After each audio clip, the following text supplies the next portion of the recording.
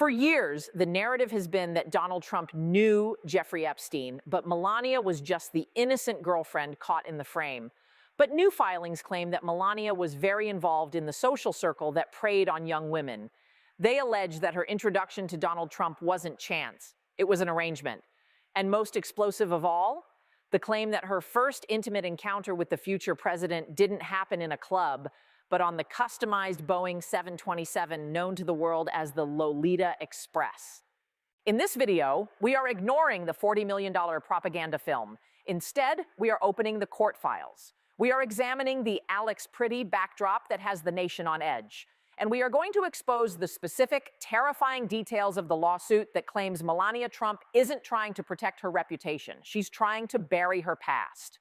To understand why this legal battle is so vicious, we first have to understand the PR disaster unfolding right now. It is January 2026. The Trump administration is facing the most intense civil unrest of the second term following the shooting of ICU nurse Alex Pretty by immigration officers in Minneapolis. The country is burning. And in the middle of this fire, Amazon MGM Studios decided to release a $40 million puff piece. The documentary, directed by Brett Ratner, a man who himself fled Hollywood years ago amidst sexual misconduct allegations, was supposed to be Melania's coronation. But the authentic data shows a different picture. According to The Hollywood Reporter, tracking for the film is catastrophic. Box office projections are in the low single digits. Why? Because the timing is grotesque. Just last night, Melania hosted a VIP screening at the White House. The guest list? Mike Tyson, Tim Cook, and Brett Ratner. While the National Guard was deploying to Minneapolis, the First Lady was eating popcorn out of custom black and white boxes. But the real problem isn't the tone deafness, it's the counter-programming. Because at the exact same moment Melania is trying to sell us a story of grace and patriotism, Michael Wolff is selling a story of complicity and crimes. And unlike the movie, Wolff's story is under oath. Let's dive into the authentic legal data. This isn't gossip, these are court filings. In October 2025, Melania Trump's legal team sent a threat letter to journalist Michael Wolff. They demanded a retraction of his claims and threatened a $1 billion defamation suit. Usually authors back down. Wolff did the opposite. He sued her. He filed a declaratory judgment action under New York's anti-SLAPP laws, essentially daring Melania to prove him wrong in court. And this week, in a January filing, Wolff's team dropped the hammer. They detailed exactly what Melania wants to suppress. The core allegation is simple but devastating: the Epstein connection. We all know the official story. Melania met Donald at the Kit Kat Club in 1998 during a Fashion Week party. She was introduced by Paolo Zampoli, a modeling agent. Wolff's filing argues this is a cover story. Wolff alleges that while Zampoli was the face, Jeffrey Epstein was the engine. The filing claims Melania was part of what Wolff calls Epstein's culture of models of indeterminate age. These weren't just fashion models, they were the social lubricant for Epstein's high-power gatherings. Wolff claims that Epstein knew Melania well long before she was Mrs. Trump. He alleges that Melania was a frequent guest at the dinners where Epstein would scout for his friends. But here's the line that has the White House terrified. In the filing, Wolff recounts a taped interview with Jeffrey Epstein from years ago, tapes that he claims to possess. In these tapes, Epstein reportedly brags, "I was the one who introduced them. The first time he slept with her was on my plane." The implications of this are nuclear. If Melania Trump's relationship with the president began on a plane notorious for sex trafficking, if her introduction was facilitated by a sex offender who later died in prison, it recontextualizes her entire existence in the Trump orbit. She stops being the graceful First Lady and starts looking like something else entirely. A survivor, an asset, or a participant? Melania's defense is aggressive. Her lawyer, Alejandro Brito, calls these claims false, defamatory, disparaging, and misleading. They point to the fact that Melania's name does not appear on the flight logs in the same way the victims' names do. But Wolff's filing counters with a chilling argument: you don't log the inventory. This brings us back to the Einstein visa. For years, questions have swirled about how Melania Knaus, a catalog model with a modest portfolio, secured an EB-1 visa reserved for people of extraordinary ability. the same visa granted to Nobel Prize winners. Wolff's filing suggests we look at the sponsor.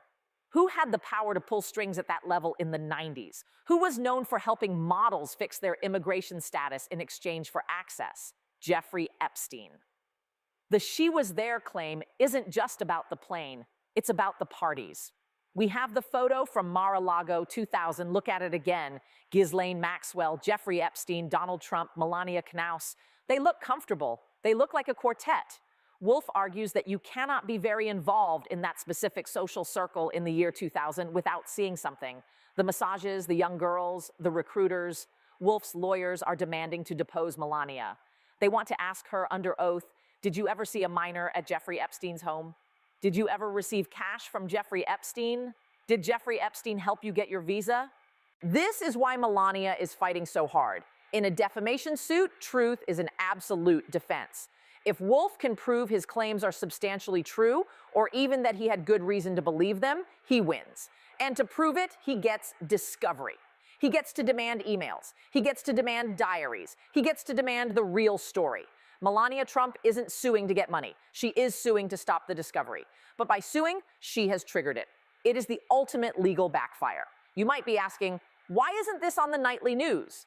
That is where the 2026 reality kicks in. President Trump has revoked the press credentials of major networks. He has launched his board of peace with Putin and Orban, creating a new global media ecosystem that filters out negative stories. The Melania documentary is part of that shield.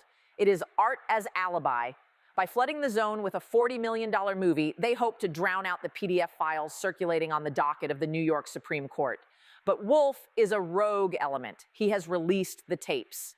In a filing just yesterday, Wolff submitted a transcript where Epstein discusses Trump's preferences.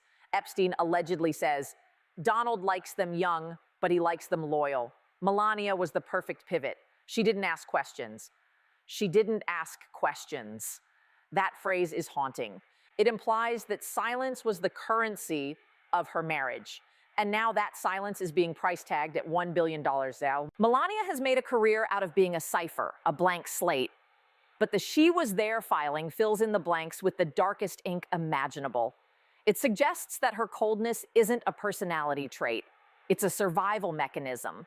If she admits she was there, she admits she saw the crimes. If she saw the crimes and did nothing, she isn't just a first lady. She is a witness who stayed silent for 25 years. We cannot separate this from the Alex Pretty shooting. The country is furious. The cognitive dissonance is breaking people's brains. On one screen, you have the first lady in a ball gown in her movie. On the other, you have a nurse dead in the snow.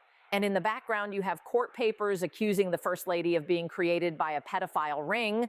It is a let them eat cake moment, but instead of cake, it's a cinema ticket, and instead of a revolution, it's a RICO case. Even the director, Brett Ratner, is part of the irony. A man accused of sexual misconduct directing a movie about a woman accused of enabling sexual misconduct, funded by a company, Amazon, trying to secure government cloud contracts. It is the Ouroboros of corruption, the snake eating its own tail. The Melania movie will be in theaters this Friday. Donald Trump says it is selling out fast. The data says the theaters are empty, but the courtroom will be full. Melania Trump tried to escape her past by rewriting it on the big screen. But in the United States of America, even in 2026, a deposition is more powerful than a documentary.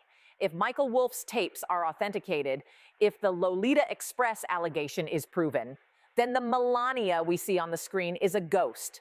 The real Melania is the one in the court files, the one who was there. And for the first time in her life, she might have to answer the question, what did you see? The Melania documentary premieres Jan 30th. We will be reviewing it, not for the quality of the film, but to count the lies compared to the court filings. If you want to see the real evidence, we have linked the unsealed Wolff files in the description below. We are also tracking the Alex Pretty protests live on our secondary channel. Do not let the movie distract you from the docket. What do you think? Is Michael Wolff a liar looking for a payday? Or is Melania Trump the final key to the Epstein mystery? Let us know in the comments. Subscribe for the truth.